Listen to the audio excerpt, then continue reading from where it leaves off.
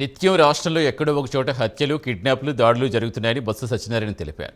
కూటమి సర్కారు వచ్చాక నేరాల సంఖ్య గణనీయంగా పెరిగిందని మండిపడ్డారు. ప్రభుత్వ వ్యవస్థలన్నీ స్తంభించిపోయాయని విమర్శించారు. పులివెందుల జడ్పీటీసీ ఎన్నికల్లో గెలుపు కోసం టీడీపీ అన్ని అడ్డదోవలు తొక్కుతోందని ఆరోపించారు. ఎన్నికల నోటిఫికేషన్ వచ్చాక పోలింగ్ కేంద్రాలు మార్చడం ఎప్పుడూ చూడలేదని ఆగ్రహం వ్యక్తం చేశారు. భయంలాది రాష్ట్రంలో పరిపాలన స్తంభించిపోయింది, గాలి కుదిస్తారు, శాంతి భద్రతలు పూర్తిగా క్షీణించాయి. ఓ చిన్న ఎలక్షన్ అక్కడ జరుగుతుంటే ప్రభుత్వ యంత్రాంగం మొత్తం అంతా కూడా అక్కడే కూర్చొని ఎప్పుడు ఎలక్షన్లో జరగని ప్రక్రియలన్నీ జరుగుతున్నాయి. అర్ధరాత్రి మధ్య ఎస్ఐ అట్రాసిటీ కేసు పెట్టి ఎవరైతే అక్కడున్న ఏజెంట్లు ఉంటారో లేకపోతే కార్యకర్తలు ఉంటారో వాళ్ళందరినీ అరెస్టులు చేసి వాళ్ళందరినీ బంధిస్తున్నారు. ఎన్నికల ప్రక్రియ స్టార్ట్ అయిన తర్వాత బూతులు మాత్రమే ఎక్కడ చూడలే, ఇప్పుడు మారుస్తున్నారు.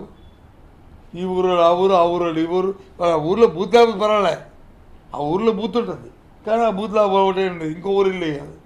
ఇది ఎక్కడ సోద్యము? బూత్ కానీ ఊర్లో ఉండి ప్రయోజనంగా ఉంటే అవసరం మీద ఏం చేస్తారంటే రెండో బూత్, మూడో బూత్, నాలుగో బూత్ అలా పెంచుకెళ్తారు.